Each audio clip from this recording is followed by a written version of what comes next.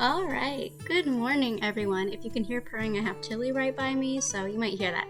But anyways, I decided to make like an 18th century type bodice that would be reversible. So each side would have a different color fabric, so you can change up your look really easily by just making one garment. And I thought it was a really fun idea. So I went to one of my cousin's houses and we had a sewing day, and this is the project that I brought with me because I figured it was a somewhat small project that I could bring. But yeah, this is how far I got. I cut all of the layers out that I was going to do. And I did elongate the pattern a bit because I wanted those 18th century tabs at the bottom. That would be really cute. And my cousin secretly filmed me. I actually didn't even notice that she filmed me at this point. But she shared it in her story, so I downloaded it and inserted it here. Because I didn't bring my tripod, so I couldn't really use a tripod to film. I was just basically holding it. But those are the two layers. I clipped all of the pattern pieces together. And I was nearly ready to sew, although I did forget one thing. So I realized that I didn't put the interfacing on either of the layers of the fabric, so I took out the clips that I had clipped on the green side of the bodice, and I unclipped those, cut out the interfacing, and then ironed that on, and then I sewed those pieces together. That was my cousin Anna. And this was her little table that we had 3 different sewing machines set up. One is a serger, and then she had her regular sewing machine, and then I had brought my sewing machine. So that was our setup on this tiny table. And these are both layers laid out. The seams were ironed open and everything, and then I kind of placed them on top of each other so we could see sort of what we would end up with. It was actually at this point that I stopped working because I didn't bring any of my binding or my boning with me, so I had to wait until I got home to work on that. But I got this far at least. Alright, so yesterday me and my cousin had like our first sewing day together, so I could try to kind of help her figure out how to make something with some fabric she bought. And I wouldn't say I was super helpful because I don't know that I'm the best teacher, but she nearly has a dress made.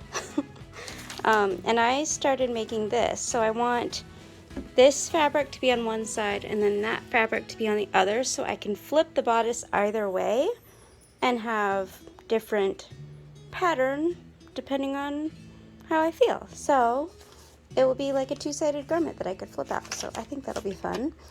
There is extra length on this. It's not on here. I put interfacing on this layer. Did I not mark it on the actual fabric? Well, I added extra length. I made pattern pieces with extra length so that I added tabs to the bottom because I wanted more of like an 18th century sort of corset stays look. Where's my pattern pieces? I found them. So this is like where the normal bodice would end at the waist, but I added a little bit more, and then the lines where I'll cut it on each pattern piece, so there will be tabs that I bind for finishing. So I thought those would be cute, so that is what I'm doing. So when I get to that point, after I insert the boning, I'll cut the slits where I marked them to make those little tabs. Alright, so this is the center back here. I'm gonna have it lace up in the back and the front. I just pinned on some tape, something that I'm going to use as boning channels. So I think I'm going to do 2 bones per taped area. I have that pinned, and I marked where I am having those tabs that I'll be doing binding all around with. So I'm going to sew around the edges and in the center of this, and that is where bones will go on all of these seams, and then also in the side. This isn't a seam here, but I want a little bit of boning at the sides. So this is what the boning channels look like on the outside of the green layer, and then this is what it looks like on the inside. Then I started working on the boning. I used this plastic boning that I've had for a while. I have a huge spool of it, so I just kind of trim the bones to the length that I need them. I round the edges with scissors, and then I melt the ends to kind of round out and smooth out the area so that they hopefully don't poke through the fabric later on. I have a little thing of water there so that if it catches on fire, I can just dunk it in that little water, by the way. And then I insert the boning, and then it's boned. And this is what the layers look like. I have them all pinned together. And then I sewed around the edges to kind of meld the two layers together before I start the binding and, yeah, working on finishing up the last things. Alright, so it is currently Wednesday. I have cut each little tab open and I just have a pin to keep the layers together. Okay, good, I did seam rip that seam. And then the other side is this. So I think I'm going to start doing some binding, and I'm going to use this. I think black will look good with both the green and it kind of blends in with this dark fall side as well. So I think black is a good choice, plus I have this big roll, so I'm going to use that. Alright, so I sewed on the binding. This didn't catch, so I'm going to probably fix that by hand in some spots. It only cut on this side apparently. So I will be fixing some parts of the binding, but before I finish the binding all the way around, I need to do the center front and then the center back boning. So that's what this side looks like. And here's what this side looks like. I could probably cut the binding better on this side because I had this facing up while I sewed it. And here I am sewing the binding along the other side of the 18th century stays.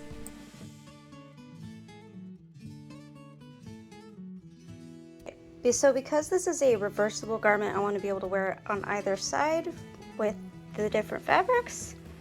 I ended up choosing to put the seams of the straps together by doing French seams. So on the green side, I sewed it together, trimmed down the seam allowance, flipped it in, and then sewed it down on the fall side. And I just have this little ledgy part going towards the back. I just have it go that way. So this is where I am. I'm basically nearly done, sort of. I have this half all done with the boning and the binding.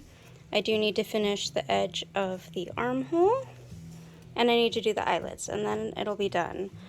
I just did the boning on this side. I have the binding done up until here. I left it open at the top so I could insert the boning, but now I'm going to continue with the bias tape stuff around the upper edge, and then all I'll have left is both armholes finishing and a lot of eyelets. A lot of eyelets, because this is going to lace up in the front and the back. So that's a lot of eyelets. Anyways, I better get started. Now, I had wanted to take these and sit in bed and sew the eyelets by hand, just on my bed where it's comfortable, but my foster kittens had other plans and that really wasn't possible. They were all over me. Like, as soon as I go in to our bedroom, they just flock to me and they're like, yay, we're gonna play on mommy. So I actually abandoned this plan and ended up going outside to sew because I just have cats everywhere and I needed to have space to where kittens couldn't get into needles and thread.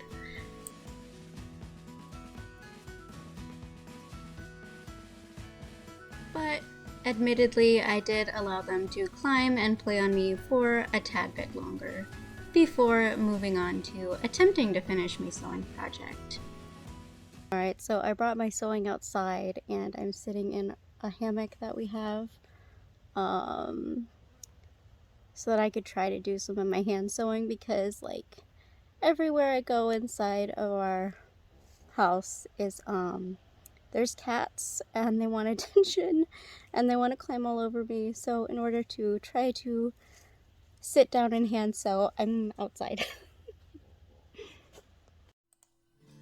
Now, I sewed about 9 eyelets by hand before my finger was just so sore from sewing eyelets. I don't have a thimble, so my finger was just getting so sore. But someone suggested using electrical tape to wrap around my finger, and I couldn't find electrical tape, but I did have band-aids. So I layered 2 band-aids on my finger, and that worked out much better. My finger was much happier. Eventually, I finally got to the last eyelet, and so I finished that up, and then the stays were ready.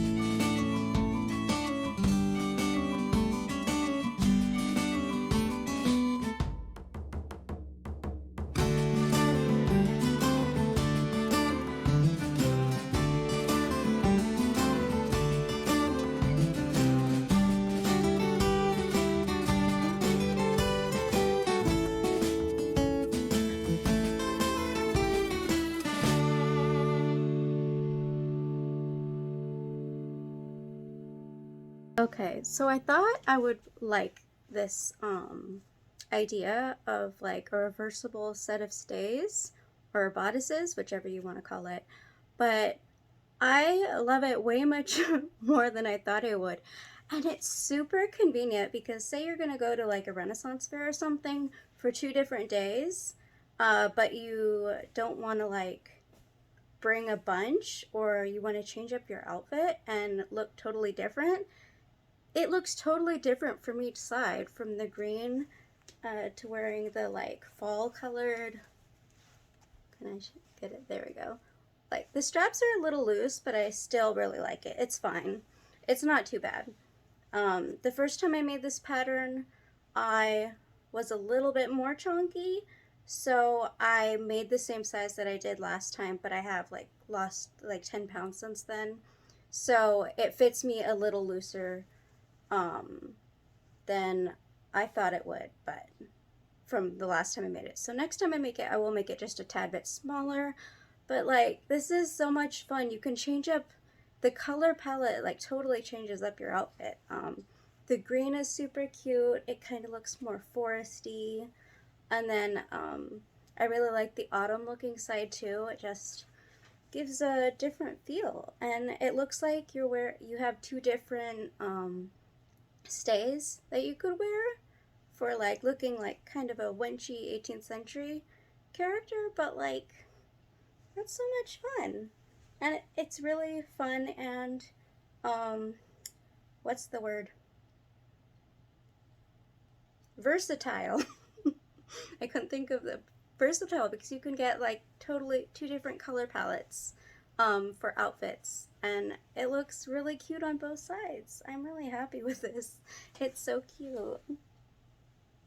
And I really love that I added the tabs when I made it this time. It kind of makes your waist look smaller because it's snug and then it flares out a bit, so it'll give that illusion of a smaller waist. It's just so cute. Okay, I'm gonna go now. Okay, bye. Oh, the reason why I'm filming the reveal inside, I normally like to go outside. I'll wake up at like 5 a.m. and then when it gets light enough, I'll film then. But I didn't finish all of the eyelets till about 7 o'clock, 7 a.m. So I didn't really, and then when I went outside, there were people out there and I didn't want to film with people out there. So I'm doing it inside for a change. So maybe it'll be a good change. I don't know. I opened all of my curtains to try to get the best lighting I could. But I am so happy with this project. It was a lot of eyelets, mainly because I made the back lace up as well. But it was like 40 something. Wait.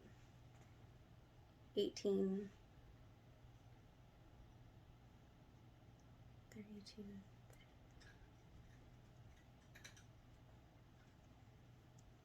Okay, it was like 48 eyelets that I had to sew to make it lace in the front and the back.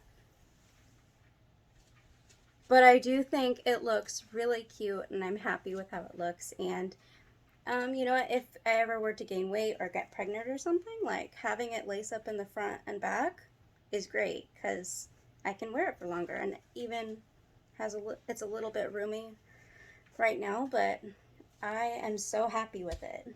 So cute. Okay, bye.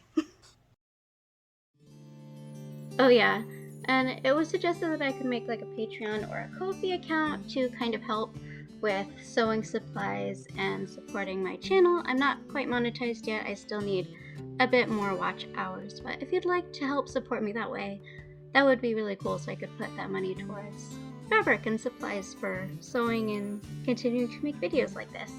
So thank you for joining me. I hope you have a good day. Okay, bye.